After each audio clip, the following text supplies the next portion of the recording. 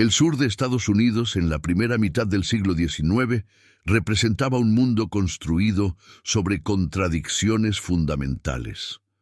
Una nación fundada sobre los principios de libertad e igualdad había erigido simultáneamente uno de los sistemas de esclavitud más brutales y sofisticados de la historia moderna. Para comprender los eventos que narraremos, debemos primero sumergirnos en ese universo de paradojas morales, estructuras legales y convenciones sociales que hicieron posible lo inimaginable. La economía del algodón había transformado radicalmente el paisaje social del sur estadounidense. Desde la invención de la desmotadora de algodón por Eli Whitney en 1793, la demanda de mano de obra esclavizada se había multiplicado exponencialmente. Lo que algunos padres fundadores habían imaginado como una institución en declive se convirtió en el motor económico de toda una región. Las grandes plantaciones de algodón en estados como Mississippi, Alabama, Luisiana y Georgia generaban fortunas inmensas, pero también requerían inversiones considerables en lo que eufemísticamente se denominaba propiedad humana. En este contexto, la figura del plantador sureño adquirió dimensiones casi míticas. Estos hombres se veían a sí mismos como herederos de una tradición aristocrática, caballeros cultivados que mantenían un orden social supuestamente benevolente. La ideología de la peculiar institución, como muchos sureños llamaban a la esclavitud, sostenía que los africanos esclavizados eran incapaces de cuidar de sí mismos y que la esclavitud constituía una forma de tutela civilizadora.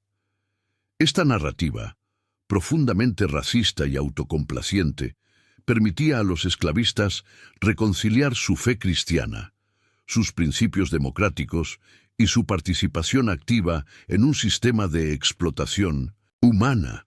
Las plantaciones funcionaban como pequeños feudos donde el patrón ejercía un poder casi absoluto. La ley reconocía a las personas esclavizadas como propiedad, no como seres humanos con derechos. Podían ser compradas, vendidas, hipotecadas, heredadas y castigadas según el capricho de sus dueños.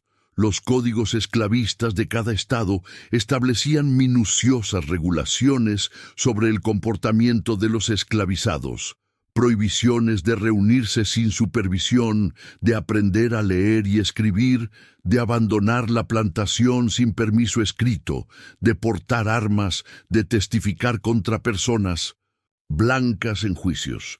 La violación de estas normas podía resultar en castigos físicos brutales, la venta y separación familiar o incluso la muerte. Pero la plantación no era solo un espacio de producción económica.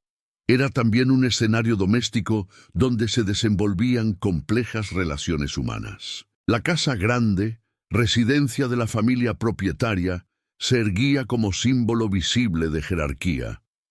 Allí vivían el patrón, su esposa, sus hijos y frecuentemente parientes cercanos como hermanas solteras o viudas. El servicio doméstico era realizado por personas esclavizadas seleccionadas, generalmente aquellas de piel más clara o consideradas más refinadas, según los prejuiciosos criterios de la época. Estos sirvientes domésticos ocupaban una posición ambigua, más cercanos físicamente a la familia blanca, pero igualmente desprovistos de libertad y derechos. La mujer blanca del sur ocupaba un lugar peculiar en este sistema, idealizada como epítome de virtud, pureza y delicadeza. La dama sureña era simultáneamente beneficiaria y prisionera del orden esclavista. Las convenciones sociales le prohibían cualquier participación en la esfera pública. No podía votar, ejercer profesiones, administrar propiedades independientemente o expresar opiniones políticas. Su valor social residía en su capacidad reproductiva y en su función como guardiana de la moralidad doméstica. Se esperaba que produjera herederos legítimos, mantuviera la armonía del hogar y encarnara un ideal de feminidad pasiva y sumisa. Sin embargo, esta imagen idealizada ocultaba realidades más complejas. Las mujeres blancas de las plantaciones ejercían considerable poder sobre las personas esclavizadas bajo su supervisión doméstica. Podían ordenar castigos, decidir sobre asignaciones de trabajo, influir en ventas y compras. Algunas abusaban cruelmente de este poder, otras desarrollaban relaciones paternalistas que confundían con afecto genuino. En cualquier caso, participaban activamente en el mantenimiento del sistema esclavista, beneficiándose de él económica y socialmente. El matrimonio, Belana, entre las élites plantadoras, era fundamentalmente una transacción económica y social. Las familias negociaban uniones que consolidaran propiedades, fortalecieran alianzas políticas y aseguraran la continuidad del linaje. El amor romántico, aunque celebrado en la literatura de la época, era secundario frente a consideraciones prácticas. Una vez casada, la mujer pasaba legalmente de la tutela de su padre a la de su esposo. Sus propiedades, incluyendo cualquier persona esclavizada que hubiera heredado, se convertían en bienes del marido bajo la doctrina legal de couverture. La presión por producir herederos era inmensa. En una sociedad donde la riqueza se medía en tierras y personas esclavizadas, la continuidad familiar dependía de hijos varones que heredaran y expandieran el patrimonio. Una mujer que no lograba concebir enfrentaba estigma social, sospecha de inadecuación y potencial abandono. Las causas de infertilidad eran poco comprendidas en la época. Se culpaba casi exclusivamente a la mujer, rara vez al hombre. Los tratamientos disponibles eran ineficaces cuando no peligrosos, desde remedios herbales hasta intervenciones quirúrgicas rudimentarias. Es en este contexto donde debemos situar la historia que nos ocupa. Los registros históricos, reconstruidos a partir de documentos de plantaciones, testimonios recopilados después de la Guerra Civil, correspondencia familiar y análisis genealógicos posteriores, revelan un patrón perturbador que se repitió en 1200 en diversas formas a lo largo del sur esclavista. Lo que presentaremos es una síntesis basada en múltiples casos documentados que comparten elementos centrales. Un patrón frecuentemente ausente, esposas desesperadas por cumplir con expectativas reproductivas y hombres esclavizados forzados a participar en arreglos que violaban todas las normas públicas mientras servían a intereses privados. La familia protagonista de nuestra narrativa pertenecía a esa clase media alta de plantadores que constituían la columna vertebral económica del sur. No eran los magnates con cientos de esclavizados, sino propietarios de plantaciones medianas con entre 20 y 50 personas en servidumbre. El patrón, a quien llamaremos con el nombre compuesto de varios casos históricos similares, había heredado la plantación de su padre y ampliado sus operaciones mediante matrimonios estratégicos y negociaciones comerciales astutas. Su reputación pública era la de un hombre honorable y exitoso. Participaba en la política local, asistía regularmente a la iglesia presbiteriana y era conocido por tratar a sus esclavos con lo que la época consideraba humanidad relativa, raciones adecuadas, cabañas en condiciones aceptables, castigos físicos moderados comparados con plantaciones más brutales. Esta imagen de patrón benevolente era cuidadosamente cultivada.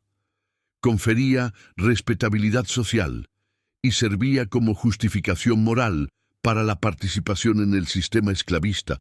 Su esposa provenía de una familia de plantadores vecinos. El matrimonio había unido dos propiedades colindantes y consolidado la posición social de ambas familias. Era una mujer educada según los estándares de su clase. Sabía leer y escribir, tocar el piano, bordar y administrar un hogar complejo. Su hermana menor Soltera y sin perspectivas inmediatas de matrimonio debido a una dote insuficiente, vivía con ellos en la casa grande, ocupando esa posición incómoda de pariente dependiente tan común en la época. Los primeros años del matrimonio transcurrieron según lo esperado. La pareja se instaló en la casa grande. La esposa asumió sus funciones domésticas. El patrón dividía su tiempo entre la supervisión de la plantación y viajes de negocios cada vez más frecuentes. El comercio de algodón requería presencia en Nueva Orleans, Mobile y ocasionalmente en puertos del norte. Estas ausencias, que podían durar semanas o meses, dejaban a las mujeres de la casa efectivamente a cargo de la operación doméstica, supervisadas nominalmente por el capataz, pero con considerable autonomía práctica. El problema surgió gradualmente. El matrimonio no producía hijos. Año tras año, las esperanzas de embarazo se frustraban. La esposa consultó médicos, probó remedios, visitó balnearios supuestamente beneficiosos para la fertilidad. Nada funcionaba. La presión social se intensificaba con cada temporada social, cada nacimiento en familias vecinas, cada pregunta velada de parientes y conocidos. El patrón, aunque públicamente solidario, comenzaba a mostrar signos de frustración. Se rumoraba que consideraba anular el matrimonio por infertilidad, una posibilidad legal, aunque socialmente costosa. La desesperación de las mujeres de la casa grande fue creciendo en proporción directa a las ausencias cada vez más prolongadas del patrón. Y es aquí donde la historia toma su giro más perturbador, donde las estructuras de poder del sistema esclavista serían manipuladas de formas que revelan su corrupción fundamental. Pero antes de adentrarnos en esos eventos, debemos conocer a quien sería convertido en instrumento de los planes desesperados de estas mujeres, un hombre esclavizado cuya humanidad sería negada de maneras que trascienden incluso las crueldades ordinarias de la esclavitud. La plantación, como todas las de su tipo, albergaba una comunidad de personas esclavizadas con sus propias jerarquías, relaciones y estrategias de supervivencia. Los trabajadores de campo constituían la mayoría. Hombres, mujeres y niños que laboraban de sol a sol durante la temporada de cosecha, sometidos a la supervisión brutal de capataces. Los trabajadores especializados, como herreros, carpinteros y cocheros, gozaban de ciertos privilegios relativos, aunque permanecían igualmente esclavizados. Y luego estaban los sirvientes domésticos que habitaban el espacio ambiguo entre la casa grande y los cuarteles de esclavos. Entre estos últimos se encontraba el hombre que sería protagonista involuntario de esta historia. Los registros lo identifican con un nombre anglicizado impuesto por sus dueños, borrado su nombre africano original como parte del proceso sistemático de deshumanización. Había nacido en la plantación, hijo de una mujer esclavizada, que servía en la casa grande y de padre desconocido, posiblemente el anterior patrón o algún visitante blanco. Su piel más clara, resultado de esta ascendencia mixta, lo había destinado desde joven al servicio doméstico. Era descrito en los registros de la plantación como bien formado, saludable e inteligente, términos que en el 1900 contexto esclavista funcionaban como descriptores de mercancía más que reconocimientos de humanidad. Cumplía funciones de ayudante de cámara y cochero, lo que le permitía cierta movilidad dentro y fuera de la plantación. Sabía leer rudimentariamente, conocimiento peligroso que ocultaba cuidadosamente, adquirido observando las lecciones que la señora daba a niños blancos visitantes. Su posición era precaria como la de todos los esclavizados, pero particularmente vulnerable. Los hombres negros de piel clara generaban sospechas y resentimientos contradictorios en la sociedad esclavista. Algunos blancos los despreciaban como evidencia viviente de las transgresiones sexuales que el sistema facilitaba. Otros los consideraban más civilizados y aptos para el servicio cercano. En la comunidad esclavizada podían enfrentar desconfianza por su proximidad a los amos, aunque también solidaridad basada en la opresión compartida. Este hombre, como todos los esclavizados, carecía de cualquier derecho legalmente reconocido. No podía rechazar órdenes, no podía abandonar la plantación, no podía contraer matrimonio legalmente vinculante, no podía poseer propiedad, no podía testificar en su propia defensa. Su cuerpo era literalmente propiedad de otro ser humano, sujeto a cualquier uso que el propietario o sus representantes determinaran. Esta realidad legal es fundamental para comprender lo que vendría después. Cualquier cosa que le ordenaran hacer, debía hacerla o enfrentar consecuencias potencialmente fatales. La vida en la casa grande le había enseñado a observar, anticipar y complacer. Conocía los estados de ánimo de la familia propietaria, sus tensiones no expresadas, sus secretos murmurados. Había desarrollado esa habilidad de supervivencia que tantos esclavizados domésticos cultivaban, parecer invisible mientras absorbía información, mostrarse deferente mientras calculaba riesgos y oportunidades. No sabía que pronto esas habilidades serían probadas de maneras que jamás habría imaginado. La sociedad sureña mantenía una obsesión particular con la sexualidad que la esclavitud simultáneamente reprimía y exacerbaba. Por un lado, la ideología dominante proclamaba la pureza de las mujeres blancas y la necesidad de protegerlas de cualquier contaminación. El mito del violador negro, que se intensificaría después de la emancipación, ya circulaba como justificación para el control brutal de los hombres esclavizados. Las leyes prohibían explícitamente las relaciones sexuales entre personas negras y blancas, aunque la aplicación era selectiva. Los hombres blancos que violaban a mujeres esclavizadas rara vez se enfrentaban consecuencias, mientras que cualquier sospecha de intimidad entre un hombre negro y una mujer blanca podía resultar en linchamiento. Por otro lado, el sistema esclavista trataba la reproducción como función económica fundamental. Los esclavistas evaluaban a las mujeres esclavizadas por su fertilidad, las emparejaban forzadamente para maximizar la producción de nuevos esclavizados, y separaban familias sin escrúpulo cuando convenía a sus intereses financieros.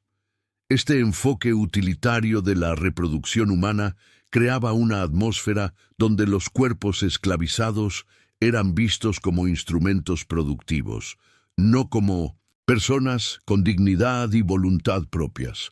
Es en la intersección de estas fuerzas, presión reproductiva sobre mujeres blancas, cosificación de cuerpos negros, ausencias prolongadas del patriarca y desesperación creciente, donde germinaron los eventos que transformarían para siempre las vidas de todos los involucrados. La historia que sigue no es única. Investigadores han documentado casos similares dispersos por el sur esclavista, cada uno con sus particularidades, pero compartiendo la misma estructura de explotación. Lo que hace este caso particularmente revelador es la documentación que sobrevivió, cartas fragmentarias, registros de nacimiento inconsistentes, testimonios recogidos décadas después y el silencio elocuente de archivos familiares cuidadosamente editados. Antes de continuar, debemos establecer claramente el marco ético desde el cual abordamos esta historia. Aunque los eventos involucran actos sexuales, no hay aquí romance, seducción ni aventura. Lo que hubo fue instrumentalización de un ser humano por parte de quienes ostentaban poder total sobre su vida. La pregunta sobre el consentimiento del hombre esclavizado tiene una respuesta inequívoca. No podía existir consentimiento genuino, en un contexto donde la negativa significaba potencialmente la muerte, la venta lejos de cualquier vínculo afectivo o el castigo físico brutal. Cualquier participación suya fue, por definición del sistema, coaccionada. Igualmente, debemos resistir la tentación de ver en esta historia una inversión del patrón habitual de abuso sexual en las plantaciones. Sí, eran mujeres blancas ejerciendo poder sobre un hombre negro, lo cual invierte el escenario más común de hombres blancos violando a mujeres negras. Pero esta inversión no altera la naturaleza fundamental de la explotación, simplemente revela que el sistema esclavista corrompía a todos los que participaban en él, independientemente de género. Las mujeres blancas del sur eran oprimidas por el patriarcado, ciertamente, pero esto no las exime de responsabilidad por su participación activa en la opresión racial. Con estas consideraciones establecidas, podemos adentrarnos en la segunda parte de nuestra narrativa, donde examinaremos los eventos específicos que ocurrieron durante las prolongadas ausencias del patrón, el mecanismo por el cual dos mujeres blancas manipularon a un hombre esclavizado para servir sus propósitos, y las consecuencias humanas de estas acciones para todos los involucrados. Parte 2. Realidad privada y desequilibrio de poder. La oportunidad llegó durante uno de los viajes más prolongados del patrón. Negociaciones complicadas con compradores de algodón en Nueva Orleans, combinadas con una disputa legal sobre derechos de navegación fluvial, lo mantuvieron ausente por más de 3 meses. Las cartas que enviaba eran esporádicas, centradas en asuntos comerciales, con apenas menciones perfunctorias sobre esperanzas de que sus amadas esposa y cuñada se mantuvieran en Minnesota, buena salud. Para las dos mujeres que quedaron en la casa grande, este período representó una mezcla de autonomía inusual y presión intensificada. La esposa, ya entrada en sus 30 años, enfrentaba lo que la medicina de la época consideraba el cierre de su ventana reproductiva. Cada mes que pasaba sin embarazo era un fracaso adicional, una confirmación de su supuesta inadecuación. La hermana menor, aunque no enfrentaba la misma presión inmediata, comprendía que su propio futuro dependía del bienestar de este hogar que la acogía. Si su hermana era repudiada por infertilidad, ella perdería su refugio. Las conversaciones entre hermanas durante aquellos meses nunca fueron registradas directamente, pero podemos reconstruir su trayectoria a partir de evidencias circunstanciales. Comenzaron, presumiblemente, como quejas compartidas sobre la dureza de sus circunstancias. La esposa, lamentando su incapacidad para cumplir con las expectativas, la hermana ofreciendo consuelo y solidaridad. Gradualmente, estas conversaciones habrían evolucionado hacia análisis más pragmáticos de la situación. El conocimiento sobre fertilidad masculina era limitado, pero no inexistente en la época. Existían casos documentados de matrimonios donde el problema residía en el esposo, no en la esposa. Susurros en círculos femeninos compartían historias de mujeres que tras enviudar y volver a casarse habían concebido inmediatamente con sus nuevos maridos. La conclusión lógica, aunque rara vez expresada abiertamente, era que algunos hombres eran incapaces de engendrar. ¿Era este el caso del patrón? Las mujeres no podían saberlo con certeza, pero la prolongada ausencia de embarazo, combinada con la juventud y salud aparente de la esposa, sugería esa posibilidad. Y si el problema era él, entonces ningún tratamiento aplicado a ella produciría resultados. La única solución, por grotesca que pareciera, sería obtener descendencia de otra fuente. La idea de utilizar a un hombre esclavizado no surgió de la nada. Aunque públicamente tabú, existían precedentes conocidos por quienes Prestaban atención a los silencios de la sociedad esclavista, casos susurrados de plantaciones donde niños inexplicablemente oscuros nacían de mujeres blancas, rápidamente enviados lejos o explicados mediante elaboradas mentiras sobre antepasados extranjeros. La mayoría de estos casos terminaban en tragedia, descubrimiento, escándalo, linchamiento del hombre involucrado, reclusión o muerte de la mujer. Pero algunos, aquellos manejados con suficiente discreción, aparentemente habían resultado en herederos aceptados sin cuestionamiento. El cálculo que las hermanas debieron realizar era frío, pero no irracional, según su perspectiva distorsionada. Necesitaban un embarazo para salvar la posición de la esposa en el matrimonio. El patrón parecía incapaz de proveerlo. Un hombre esclavizado de la propia plantación ofrecía ventajas, disponibilidad, control total sobre su silencio y la posibilidad de que el niño resultante tuviera rasgos suficientemente ambiguos para pasar como blanco, especialmente si el hombre elegido ya tenía ascendencia mixta. La elección del ayudante de cámara y cochero no fue casual. Su piel clara, resultado de generaciones de mestizaje forzado en la historia de la plantación, aumentaba las probabilidades de que cualquier descendiente pudiera ser aceptado como blanco. Su posición doméstica facilitaba el acceso a él sin levantar sospechas. Su dependencia total para cualquier aspecto de su existencia garantizaba, en la mente de las mujeres, su silencio. Debemos detenernos aquí para examinar la psicología de estas mujeres, no para excusarlas, sino para comprender cómo el sistema esclavista deformaba la moralidad de quienes participaban en él. La esposa y su hermana no se veían a sí mismas como criminales o depredadoras. El sistema les había enseñado que las personas esclavizadas existían para servir las necesidades de los blancos, que sus cuerpos eran recursos disponibles, que su voluntad era irrelevante. Extender esta lógica de la explotación laboral a la explotación reproductiva requería solo un pequeño paso adicional en un camino ya moralmente degradado. Además, como mujeres en una sociedad patriarcal, poseían una comprensión íntima de la objetificación corporal.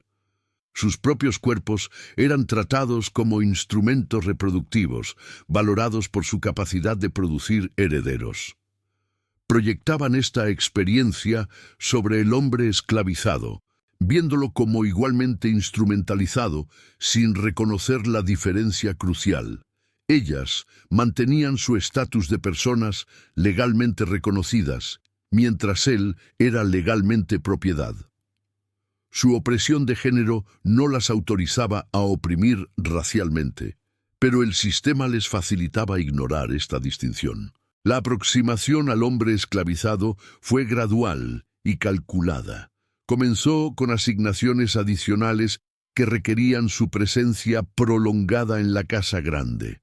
Tareas de reparación que solo él podía realizar, encargos que lo llevaban a las habitaciones privadas, conversaciones aparentemente casuales, que evaluaban su discreción, su inteligencia, su capacidad de comprender situaciones delicadas. Para el hombre esclavizado, estos cambios habrían sido profundamente perturbadores. La alteración de rutinas en un sistema esclavista raramente presagiaba algo bueno. La atención inusual de las mujeres de la casa podía significar muchas cosas, la mayoría peligrosas.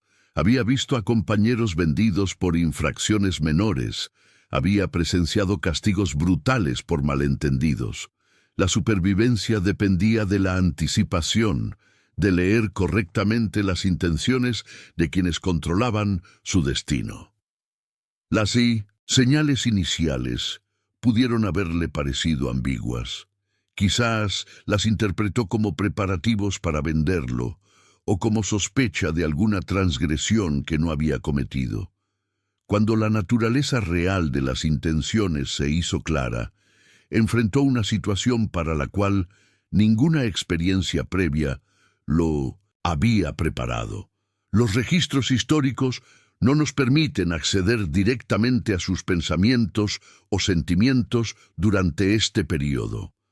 Lo que sabemos proviene de fuentes indirectas, testimonios fragmentarios, recogidos décadas después por investigadores del período de reconstrucción, referencias oblicuas en correspondencia familiar que sobrevivió, y la evidencia física de los nacimientos que eventualmente ocurrieron. Debemos ser cuidadosos de no romantizar ni simplificar su experiencia interior. Lo que podemos afirmar con certeza es que no tenía opciones genuinas. Negarse habría sido interpretado como insubordinación, castigable con azotes, mutilación o muerte. Huir era prácticamente imposible y si era capturado enfrentaba torturas y probablemente ejecución. Denunciar a las mujeres era impensable. Ninguna autoridad blanca habría creído su testimonio contra el de damas respetables, y el intento mismo habría sellado su sentencia. La única estrategia de supervivencia era la obediencia, esperando quizás que la situación se resolviera sin destruirlo. Las relaciones sexuales que siguieron fueron, por tanto, violaciones en el sentido más fundamental, actos que ocurrieron sin consentimiento genuino posible, donde una parte ejercía poder total sobre la otra. Que el violado fuera hombre y las violadoras mujeres no altera esta caracterización. El género de los participantes no determina la presencia o ausencia de coacción. Lo que importa es el diferencial de poder y la imposibilidad de negativa.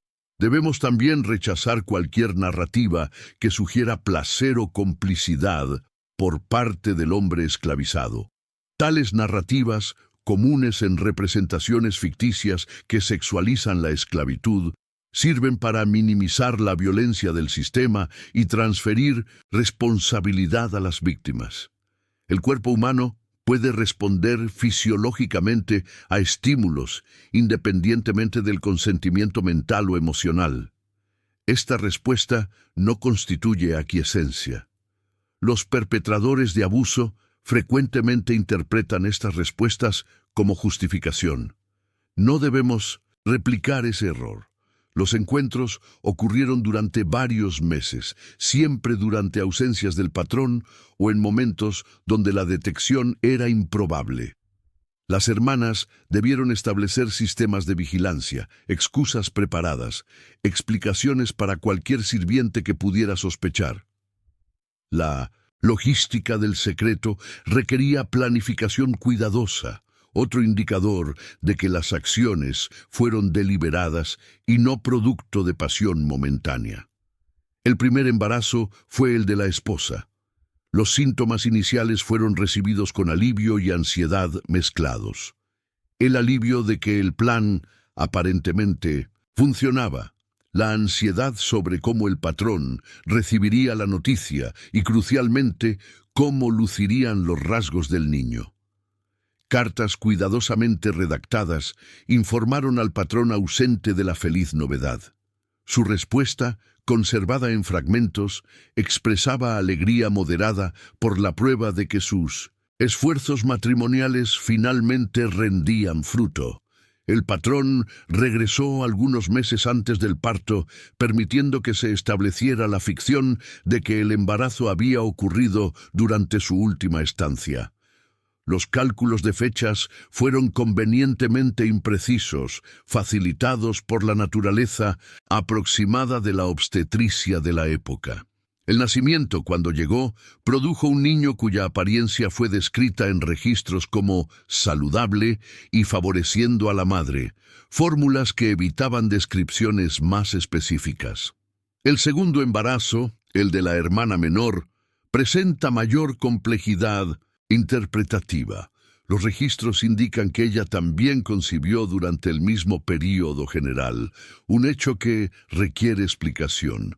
Las posibilidades incluyen que el plan original contemplara proveer herederos para ambas mujeres, que la hermana participara por solidaridad o presión de su hermana mayor, o que la situación evolucionara de maneras no anticipadas originalmente. Cualquiera que fuera la génesis, el embarazo de la hermana soltera presentaba problemas diferentes. No había esposo cuya paternidad pudiera asumirse. Las explicaciones posibles eran limitadas. Un matrimonio secreto con alguien recientemente fallecido, una violación cuya víctima merecía compasión más que censura, o el estigma devastador de la inmoralidad sexual. Los registros sugieren que se fabricó una historia sobre un pretendiente que había muerto trágicamente, permitiendo a la hermana asumir el estatus más respetable de viuda antes que de madre soltera. Para el hombre esclavizado, estos meses representaron una existencia en suspenso, forzado a participar en actos que violaban todas las normas de la sociedad que lo oprimía, sabiendo que el descubrimiento significaría su muerte segura, incapaz de confiar en nadie. Debió observar los embarazos progresar con una mezcla de terror y quizás, inevitablemente, algún vínculo emocional con los seres que biológicamente había engendrado, pero que nunca podría reconocer. Su situación empeoró a medida que los nacimientos se aproximaban. Las mujeres, conscientes de que su presencia constituía evidencia viviente de sus transgresiones, debieron contemplar diversas formas de silenciarlo permanentemente. La venta a un comerciante de esclavos que lo llevara lejos era una opción. Eliminaba la evidencia sin el riesgo de un asesinato directo. Sin embargo, también creaba la posibilidad de que hablara en algún momento futuro, por improbable que fuera, que alguien le creyera. Los documentos sugieren que efectivamente fue vendido poco antes o después de los nacimientos, transferido a una plantación distante bajo pretextos comerciales ordinarios. El registro de venta sí existió, no ha sobrevivido o fue deliberadamente destruido. Lo que sabemos es que desapareció de los registros de la plantación original en un momento conveniente para el secreto que protegía. Su destino posterior es mayormente desconocido. Pudo haber pasado el resto de sus días en otra plantación, posiblemente en el profundo sur, donde las condiciones eran aún más brutales. Pudo haber intentado huir, con éxito o sin él. Pudo haber sobrevivido hasta la emancipación o muerto antes en las condiciones que destruían a tantos. La historia, centrada en las perspectivas de quienes tenían poder, rara vez registra los finales de quienes fueron considerados prescindibles. Lo que sí sabemos es el costo humano que pagó, utilizado como instrumento reproductivo, forzado a actos que lo ponían en peligro mortal, separado de cualquier vínculo que pudiera haber formado, y luego descartado cuando su utilidad terminó. Su experiencia ilustra con claridad brutal cómo el sistema esclavista reducía a los seres humanos a funciones, negándoles cualquier agencia sobre sus propios cuerpos y destinos. Los niños nacidos de estas uniones forzadas crecerían sin conocer su verdadero origen. Criados como herederos legítimos, blancos, privilegiados, sus vidas serían fundamentalmente diferentes de la que habría tenido cualquier niño reconocido como descendiente de un hombre esclavizado. Esta diferencia en destinos basada en el secretismo exitoso de sus madres constituye otra capa de la injusticia.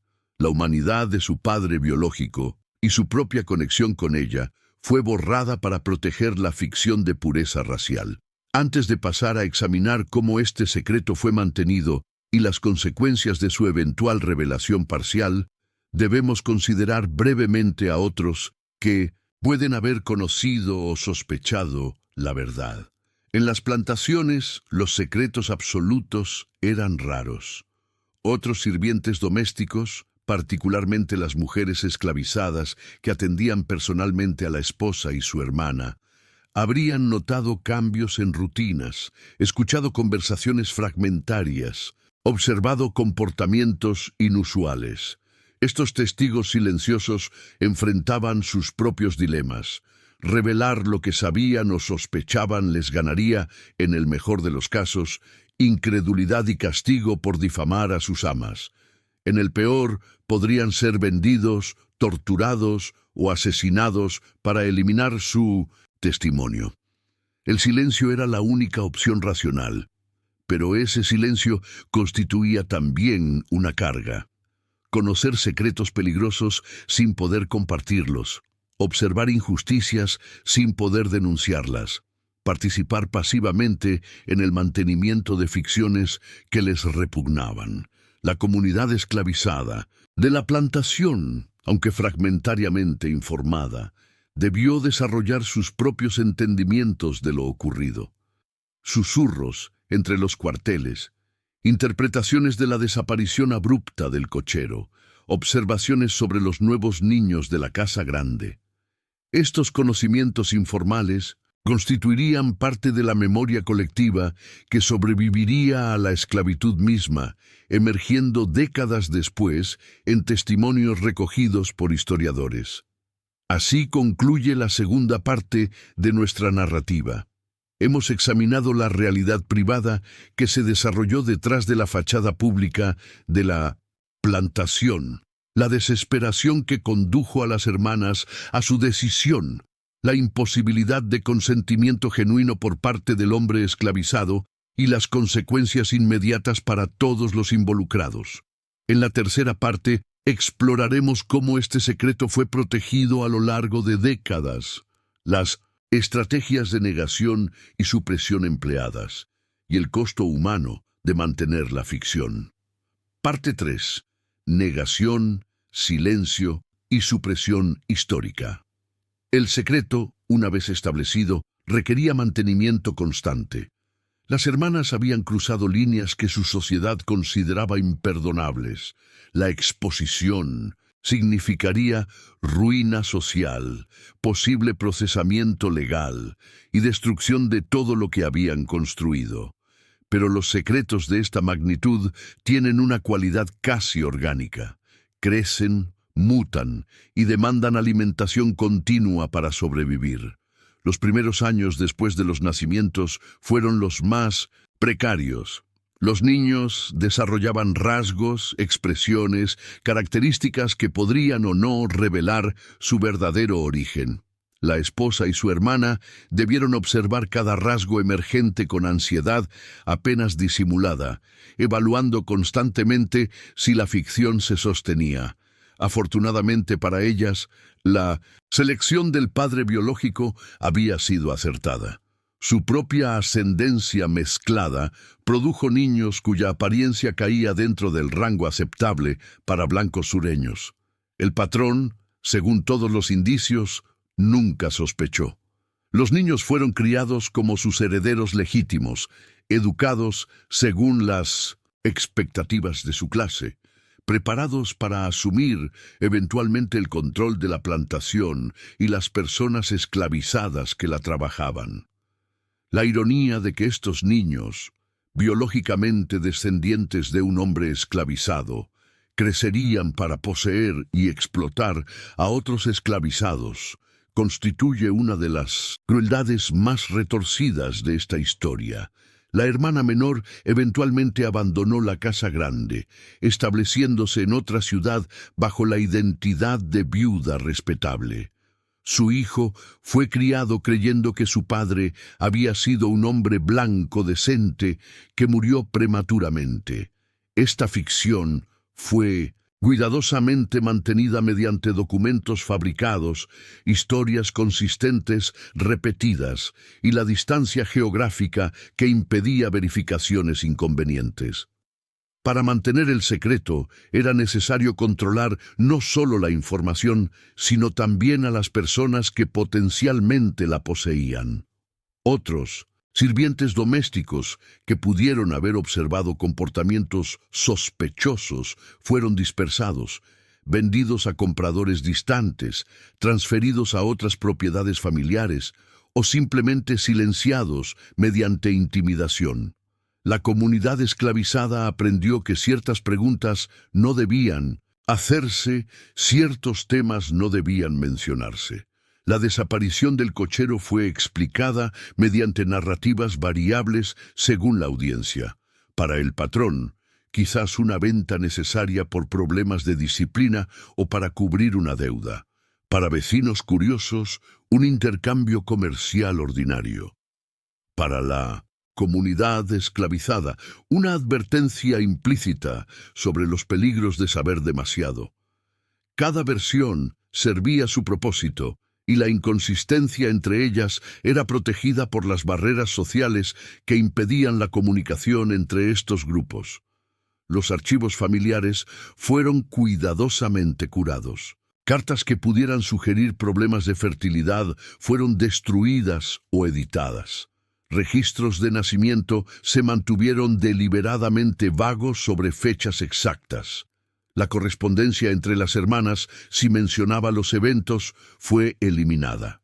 Lo que sobrevivió fue una narrativa limpia de un matrimonio bendecido tardíamente con herederos, de una hermana viuda criando dignamente a su hijo, de una familia sin escándalos ni secretos. Esta práctica de curación de archivos era común entre las familias plantadoras. Conscientes de que la posteridad los juzgaría, se esforzaban por dejar registros que presentaran imágenes favorables. Cartas comprometedoras eran quemadas, diarios editados, documentos inconvenientes perdidos. El historiador que trabaja con archivos de plantación debe siempre recordar que estos representan lo que las familias quisieron preservar, no la totalidad de lo que ocurrió. La guerra civil interrumpió dramáticamente esta historia, aunque no reveló el secreto. La plantación enfrentó los trastornos de la guerra, escasez, incursiones, la eventual llegada de tropas de la Unión. Las personas esclavizadas fueron liberadas, legalmente al menos, aunque las condiciones de su libertad real variaron enormemente. Algunos permanecieron como trabajadores asalariados en las mismas tierras, otros partieron buscando familiares separados o nuevas oportunidades. Muchos enfrentaron nuevas formas de explotación y violencia racial. El periodo de reconstrucción que siguió a la guerra produjo las primeras investigaciones sistemáticas de las experiencias esclavistas. Organizaciones como la Freedmen's Bureau recogieron testimonios de personas anteriormente esclavizadas, documentando por primera vez sus perspectivas sobre el sistema que las había oprimido. Estas narrativas, aunque filtradas por los prejuicios de los entrevistadores y las limitaciones de la memoria, constituyen una fuente invaluable para comprender la esclavitud desde la perspectiva de quienes la sufrieron. En algunos de estos testimonios aparecen referencias oblicuas a situaciones como la que hemos narrado. Menciones de hombres esclavizados utilizados por mujeres blancas, de niños nacidos de uniones ocultas, de secretos que toda la plantación conocía pero nadie mencionaba. Estas referencias, dispersas y fragmentarias, fueron generalmente ignoradas o desestimadas por historiadores de la época, demasiado comprometidos con narrativas de honor sureño y pureza racial para admitir tales complejidades. La familia protagonista de nuestra historia sobrevivió la guerra con su riqueza disminuida, pero su respetabilidad intacta. El patrón murió en los años de posguerra, dejando a sus supuestos herederos una plantación reducida pero aún funcional. La esposa vivió varias décadas más, convertida en viuda respetable que nunca reveló públicamente su secreto. La hermana, en su ciudad adoptiva, mantuvo igualmente el silencio hasta su muerte. Los hijos crecieron, se casaron, tuvieron sus propios hijos. La herencia genética del hombre esclavizado se difundió por generaciones que nunca conocieron su origen. Algunos de estos descendientes, irónicamente, se convirtieron en defensores apasionados de la supremacía blanca, participantes en organizaciones como el Ku Klux Klan, que aterrorizaban a la población afroamericana. Defendían una pureza racial que su propia existencia contradecía. La supresión del secreto funcionó tan efectivamente que incluso después de la muerte de las protagonistas originales, las generaciones siguientes aparentemente no conocían la verdad. Las historias familiares transmitidas oralmente excluían cualquier referencia problemática. Los árboles genealógicos elaborados con orgullo presentaban líneas de ancestría impecablemente blancas. El pasado había sido exitosamente reescrito. Este proceso de supresión no fue único de esta familia. A lo largo del sur, familias blancas con ancestría africana oculta mantuvieron y mantienen ficciones similares. El fenómeno del passing, donde individuos de ascendencia mixta se asimilaban a la sociedad blanca, produjo generaciones de personas cuya identidad racial oficial contradecía su genealogía biológica. Estudios genéticos recientes han revelado que un porcentaje significativo de estadounidenses que se identifican como blancos tienen ancestría africana, legado de uniones tanto forzadas como voluntarias durante y después de la esclavitud. Las instituciones también participaron en la supresión. Iglesias que habían bautizado a los niños como blancos no cuestionaron posteriormente esta clasificación. Oficinas de registro civil mantuvieron las ficciones originales. Historiadores locales que compilaron historias de familias prominentes omitieron o minimizaron cualquier información inconveniente. Las universidades del sur, muchas de las cuales habían sido construidas con mano de obra esclavizada, enseñaban versiones de la historia que glorificaban el pasado plantador mientras ignoraban sus crueldades y contradicciones. El silencio de la comunidad afroamericana que conocía o sospechaba la verdad fue diferente en naturaleza. No era silencio de protección, sino silencio de supervivencia. Durante la era de Jim Crow, que siguió a la Reconstrucción, cualquier sugerencia de intimidad entre hombres negros y mujeres blancas podía desencadenar violencia letal. Los linchamientos alcanzaron su punto máximo precisamente cuando esta amenaza era invocada, real o fabricada. Hablar de historias como la que hemos narrado era peligroso para la comunidad entera, independientemente de quién hubiera sido el agresor real. Los descendientes del hombre esclavizado, si lograron rastrearse, enfrentaron destinos muy diferentes de los de sus medios hermanos blancos.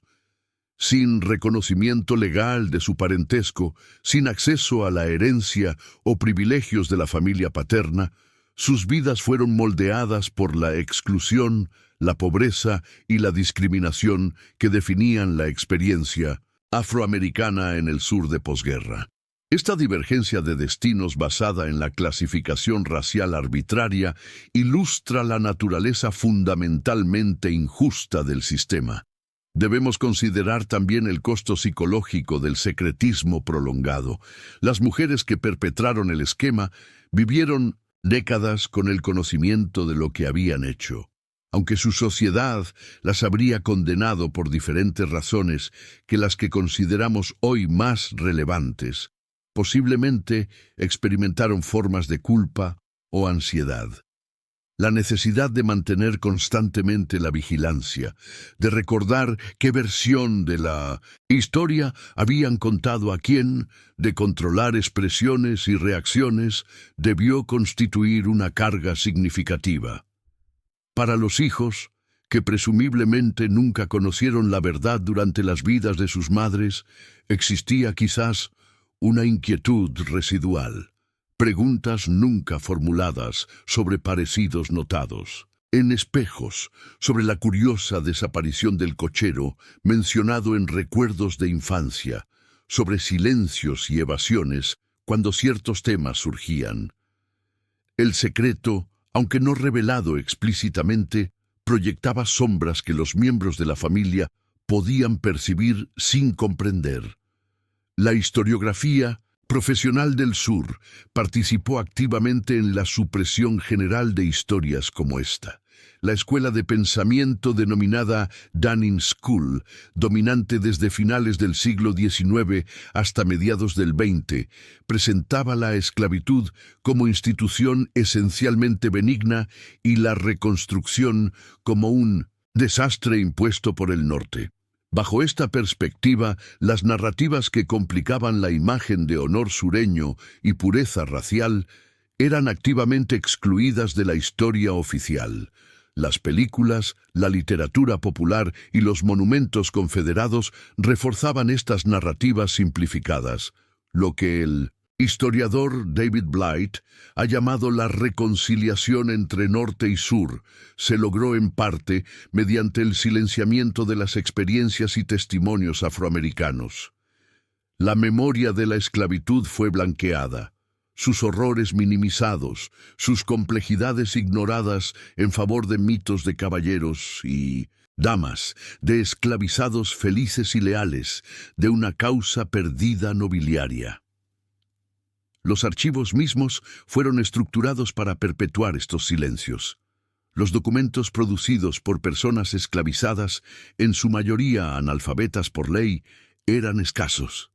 Los testimonios orales recogidos por la NWPA en los años 1930 fueron filtrados por entrevistadores blancos que frecuentemente descartaban información que contradecía sus expectativas. Las historias familiares afroamericanas, transmitidas oralmente en comunidades que valoraban esta forma de memoria, fueron tratadas como folclore poco fiable, más que como evidencia histórica legítima. No fue sino hasta el movimiento de derechos civiles y el surgimiento de la historia social en las décadas de 1960 y 1970 que historiadores comenzaron a cuestionar sistemáticamente estas narrativas.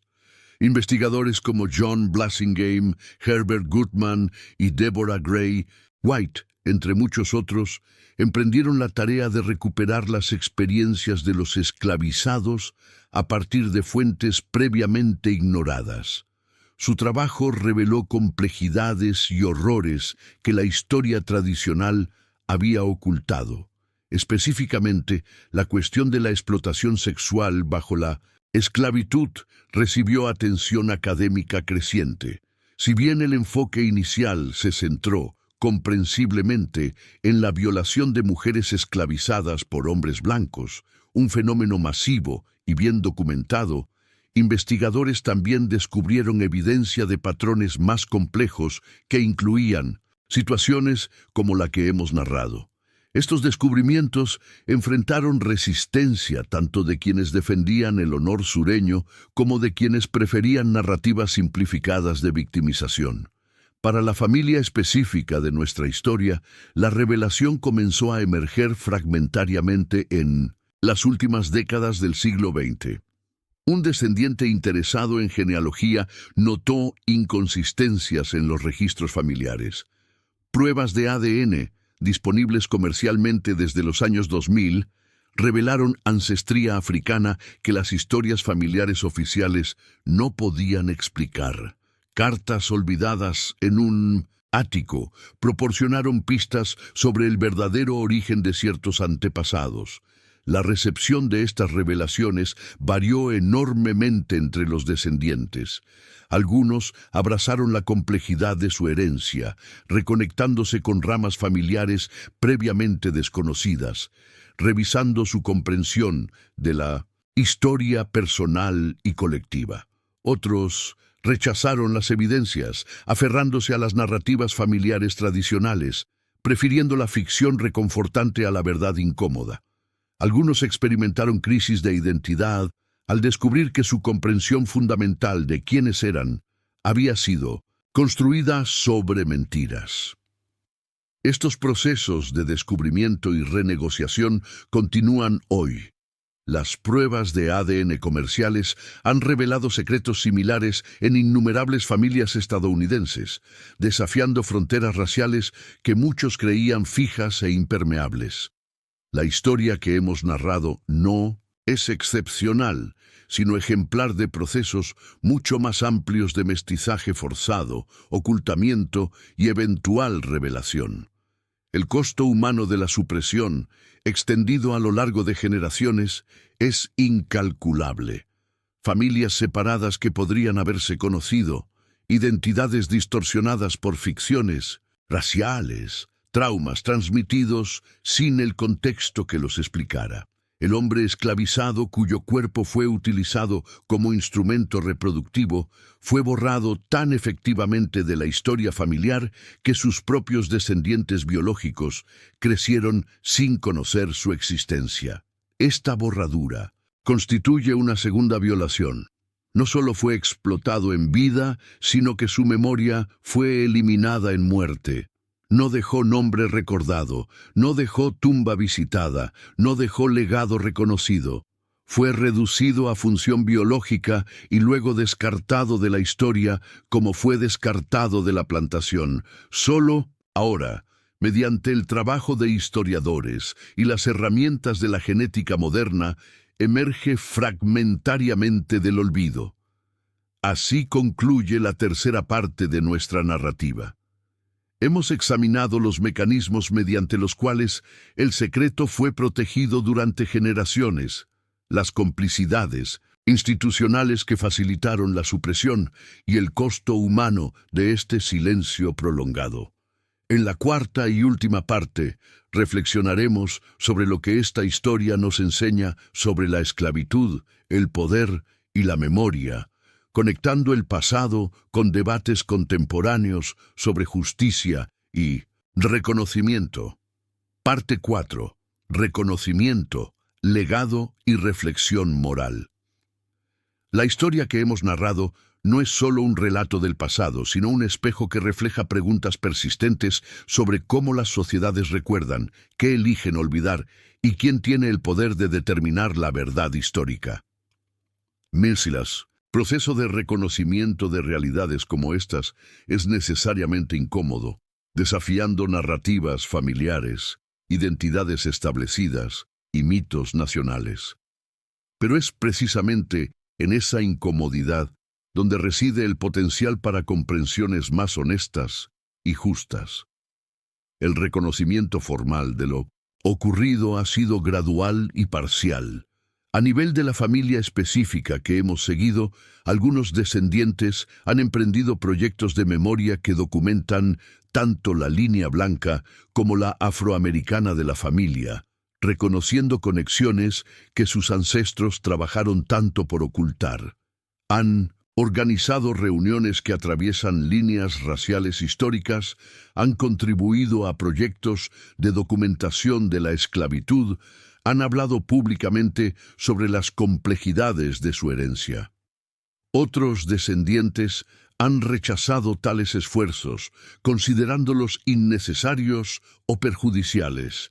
Argumentan que el pasado debe permanecer en el pasado, que exponer secretos antiguos solo causa dolor sin beneficio práctico, que las identidades construidas a lo largo de generaciones no deben ser perturbadas por evidencias incómodas. Este conflicto entre reconocimiento y evitación se replica en innumerables familias estadounidenses que enfrentan revelaciones similares. A nivel institucional, el reconocimiento ha avanzado significativamente en décadas recientes.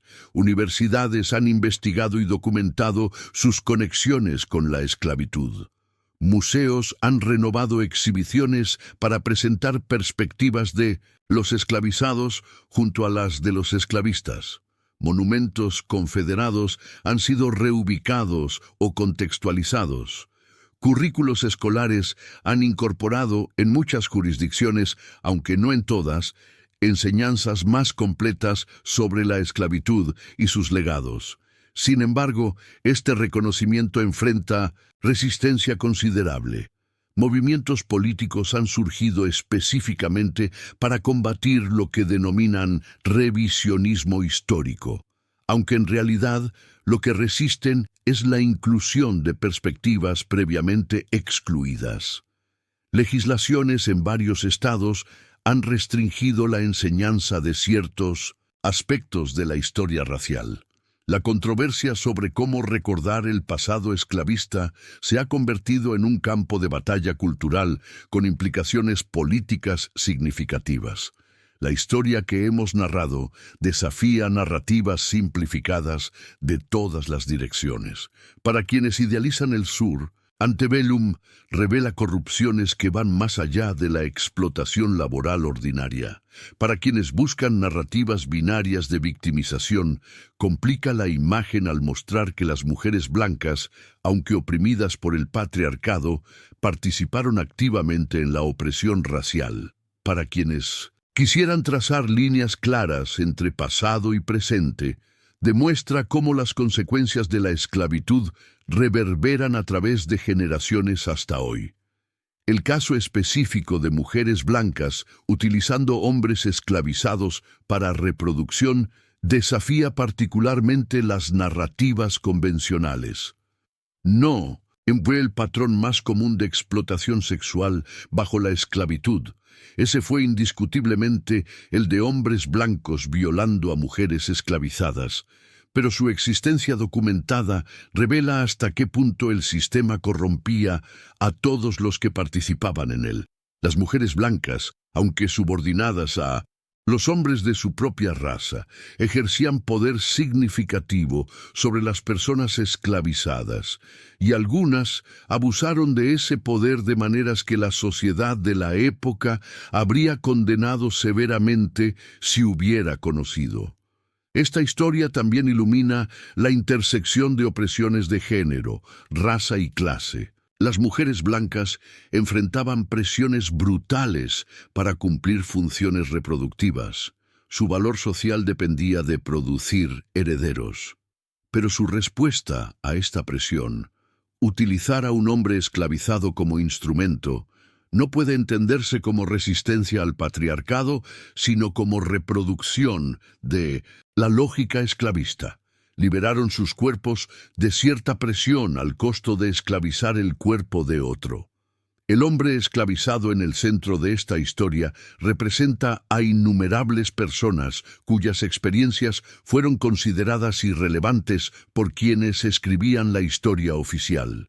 Su sufrimiento, sus estrategias de supervivencia, sus relaciones y esperanzas, todo fue subordinado a las narrativas de quienes lo poseían. Incluso ahora, al reconstruir su historia, debemos hacerlo mayormente a través de inferencias y fragmentos, porque las fuentes que lo documentarían directamente nunca fueron preservadas, o quizás nunca existieron. Esta asimetría de documentación es en sí misma un legado de la esclavitud. Los esclavistas dejaron archivos extensos, cartas, diarios, registros comerciales, documentos legales. Los esclavizados, privados de alfabetización y de recursos, dejaron principalmente huellas indirectas, sus nombres en listas de propiedad, sus cuerpos en registros médicos, sus silencios en los espacios vacíos de archivos familiares. Recuperar sus experiencias requiere leer contra el grano de fuentes diseñadas para borrarlos como sujetos históricos. Los hijos, nacidos de esta unión forzada, vivieron vidas que ilustran la arbitrariedad devastadora de la clasificación racial.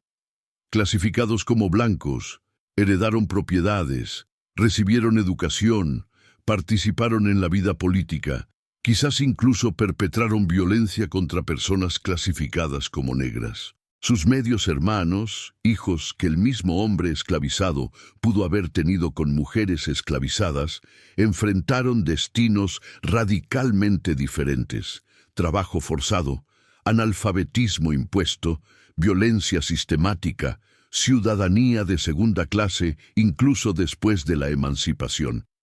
La diferencia entre estas trayectorias no fue de mérito o carácter, sino de clasificación racial arbitraria basada en secretos exitosamente mantenidos. Las pruebas de ADN han colapsado algunas de estas fronteras artificiales. Descendientes que se creían racialmente puros han descubierto antepasados africanos. Descendientes que conocían su ancestría mixta han encontrado conexiones con familias blancas que les eran desconocidas. Estos descubrimientos generan preguntas sobre qué significa la identidad racial cuando las categorías se revelan como construcciones sociales sostenidas por mentiras genealógicas. Algunas de estas revelaciones han resultado en reconexiones significativas. Familias separadas por siglos de secretismo han encontrado parientes de los que no sabían. Se han compartido historias, fotografías, tradiciones. Algunos descendientes blancos han participado en proyectos de reparación, apoyando organizaciones afroamericanas, contribuyendo a documentar la historia de la esclavitud, utilizando sus privilegios heredados para abordar desigualdades heredadas. Otras revelaciones han sido recibidas con hostilidad o indiferencia. Descendientes blancos que rechazan cualquier conexión con la comunidad afroamericana. Descendientes afroamericanos que no desean conexión con familias que los explotaron. Estas reacciones son comprensibles. Nadie está obligado a abrazar una herencia de la cual no eligió parte. Pero también representan continuaciones del silenciamiento, decisiones de mantener separaciones que la historia ya había unido biológicamente. Las instituciones enfrentan sus propios desafíos de reconocimiento. Plantaciones convertidas en sitios de turismo histórico han tenido que repensar cómo presentan el pasado, donde antes se celebraba la arquitectura y la vida de los plantadores con menciones mínimas de la esclavitud. Ahora muchas ofrecen recorridos que centran las experiencias de los esclavizados, que nombran a individuos específicos, que documentan las violencias ordinarias y extraordinarias del sistema. Esta transformación ha sido resistida por quienes prefieren narrativas nostálgicas, pero representa un avance significativo hacia la honestidad histórica. Las reparaciones por la esclavitud constituyen otra arena de debate contemporáneo iluminada por historias como esta. Los argumentos a favor señalan que la riqueza de muchas familias e instituciones estadounidenses fue construida directamente sobre trabajo esclavizado, que los efectos de la esclavitud persisten en desigualdades actuales de riqueza, salud, educación y encarcelamiento, y que el reconocimiento moral sin compensación material es insuficiente. Los argumentos en contra, en 1200, cuestionan la practicabilidad, discuten responsabilidades generacionales y a veces niegan que los efectos de la esclavitud persistan significativamente. La familia de nuestra historia ilustra estas complejidades. Los descendientes blancos heredaron propiedades, educación y capital social acumulados a través de generaciones de privilegio. Los descendientes afroamericanos, si pudieron rastrearse, heredaron las desventajas acumuladas de exclusión y discriminación. Argumentar que estos resultados dispares son simplemente producto de decisiones individuales ignora las estructuras que determinaron las oportunidades disponibles para cada rama familiar. El debate sobre monumentos confederados también se relaciona con esta historia. Muchos de estos monumentos fueron erigidos no inmediatamente después de la Guerra Civil, sino durante periodos de intensificación de la supremacía blanca, la era de Jim Crow y la resistencia al movimiento de derechos civiles. Funcionaban no como memoriales de duelo, sino como afirmaciones de dominación racial, mensajes a la población afroamericana sobre quién controlaba el espacio público y la narrativa histórica. Remover o contextualizar estos monumentos no es borrar la historia, sino cuestionar qué historia elegimos honrar en espacios públicos. Los esclavistas y defensores de la esclavitud que estos monumentos celebran no merecen el honor público. Sus víctimas, incluidos quienes fueron explotados sexual y reproductivamente, como el hombre de nuestra historia, merecen reconocimiento que durante demasiado tiempo les fue negado. La educación histórica desempeña un papel crucial en estos procesos de reconocimiento. Cuando las escuelas enseñan la esclavitud como institución abstracta, más que como experiencia vivida por millones de personas, específicas, cuando omiten las violencias sexuales y reproductivas del sistema, cuando presentan la historia desde perspectivas exclusivamente blancas, perpetúan silencios que distorsionan la comprensión del pasado y del presente. Una educación histórica honesta incluiría historias como la que hemos narrado, no por sensacionalismo, sino porque revelan verdades esenciales sobre cómo funcionaba la esclavitud. Mostraría que el sistema corrompía a todos los que participaban en él, independientemente de género. Mostraría que la explotación era multidimensional, no solo laboral, sino también sexual, reproductiva, psicológica. Mostraría que los efectos de estas violencias persisten en identidades familiares confundidas, traumas transgeneracionales y desigualdades estructurales. El trabajo de los historiadores ha sido fundamental para recuperar estas historias. Investigadores como Annette Gordon Reed, cuyo trabajo sobre la familia de Thomas Jefferson y Sally Hemings transformó la comprensión pública de esa relación, han demostrado que la rigurosidad académica puede coexistir con el compromiso ético, que documentar verdades incómodas es responsabilidad profesional más que sensacionalismo. Su trabajo ha establecido metodologías para investigar casos donde la documentación es escasa y los silencios son deliberados. Las tecnologías modernas han abierto nuevas posibilidades. Los análisis de ADN permiten verificar conexiones genealógicas que los registros escritos ocultaban. La digitalización de archivos facilita la identificación de patrones dispersos en múltiples colecciones. Las bases de datos permiten reconstruir familias esclavizadas a partir de fragmentos dispersos en registros de venta, inventarios de plantaciones y documentos posteriores a la emancipación. Sin embargo, estas tecnologías también plantean dilemas éticos. Las pruebas de ADN revelan información que algunos preferirían no conocer. Las reconstrucciones genealógicas pueden exponer secretos familiares que afectan a personas vivas. El acceso a información histórica no siempre va acompañado de la madurez necesaria para procesarla responsablemente. Los investigadores deben navegar tensiones entre verdad histórica y consideraciones éticas contemporáneas. La comunidad afroamericana ha desarrollado sus propias tradiciones de memoria que contrastan con los silencios de los archivos oficiales. La transmisión oral de historias familiares, aunque vulnerable a distorsiones, ha preservado conocimientos que la documentación escrita ocultó. Las iglesias negras han funcionado como repositorios de memoria colectiva. Las reuniones familiares han mantenido conexiones que la esclavitud intentó destruir.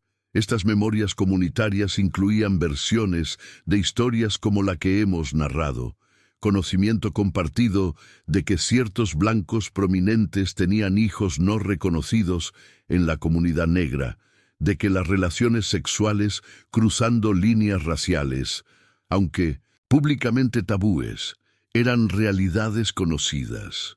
Cuando la historia oficial negaba estas realidades, las memorias comunitarias las preservaban, esperando el momento en que pudieran ser reconocidas públicamente. Ese momento parece haber llegado, al menos parcialmente.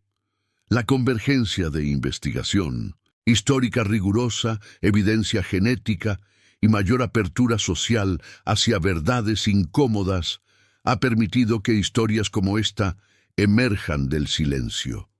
El proceso es doloroso, pero necesario. Sin él, las mentiras del pasado continuarían distorsionando el presente. ¿Qué debemos hacer con este conocimiento? Primero, reconocer. Reconocer que la esclavitud fue un sistema de explotación total que incluía violencias sexuales y reproductivas de múltiples formas. Reconocer que todos los que participaron en el sistema, independientemente de género, fueron moralmente comprometidos por él. Reconocer que los efectos de estas violencias persisten en identidades, desigualdades y traumas contemporáneos. Segundo, investigar. Apoyar el trabajo de historiadores, genealogistas y científicos que recuperan historias silenciadas. Preservar los testimonios orales que aún pueden recogerse de las generaciones mayores. Digitalizar y hacer accesibles los archivos que permiten estas investigaciones. Desarrollar metodologías éticas para manejar información sensible. Tercero, educar. Incorporar estas historias en currículos escolares de maneras apropiadas para cada nivel educativo. Formar docentes capaces de facilitar conversaciones difíciles sobre el pasado. Desarrollar recursos que permitan a familias individuales investigar y procesar sus propias historias. Cuarto, reparar. No solo mediante compensaciones materiales, aunque éstas pueden ser apropiadas en ciertos contextos, sino mediante la transformación de instituciones que perpetúan desigualdades heredadas de la esclavitud. Esto incluye reformas en sistemas educativos, de salud, de justicia criminal y de acceso económico que aborden desventajas acumuladas. Quinto, conectar, facilitar, para quienes lo deseen, las reconexiones entre ramas familiares separadas por secretos raciales. Apoyar procesos de diálogo que permitan compartir historias, reconocer parentescos y quizás construir nuevas formas de familia que trasciendan fronteras raciales artificiales. La historia del hombre esclavizado, de las mujeres que lo explotaron y de los hijos cuya existencia fue construida sobre mentiras, es finalmente una historia sobre el poder de la verdad y el costo de la mentira. Las mentiras protegieron privilegios, mantuvieron jerarquías, preservaron ficciones de pureza, pero también causaron daños incalculables. A más, quienes fueron explotados y luego borrados, a quienes crecieron sin conocer su verdadera herencia, a comunidades divididas por fronteras raciales que la biología contradecía. La verdad, por dolorosa que sea, ofrece la posibilidad de algo diferente. No reconciliación fácil ni olvido cómodo, sino reconocimiento honesto del pasado como condición para construir un futuro más justo. Las heridas de la esclavitud no sanarán simplemente con el paso del tiempo. Requieren el trabajo activo de enfrentarlas, comprenderlas y transformar las estructuras que las perpetúan. Para los descendientes específicos de esta historia, como para innumerables familias estadounidenses, el desafío es integrar verdades incómodas en identidades que deben seguir funcionando en el mundo contemporáneo.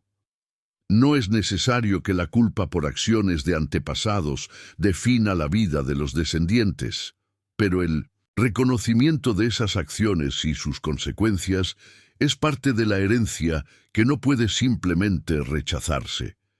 El hombre esclavizado cuya historia hemos intentado reconstruir merece finalmente algo que su vida le negó. Reconocimiento de su humanidad completa. No fue solo instrumento reproductivo, sino persona con dignidad inherente, violada por quienes debieron reconocerla. No fue solo víctima, sino agente que buscó sobrevivir en circunstancias imposibles.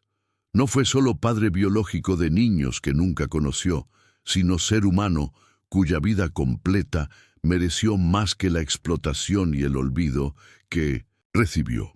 Su historia, como las de millones de otros esclavizados, nos obliga a confrontar verdades sobre nuestras sociedades que preferiríamos evitar.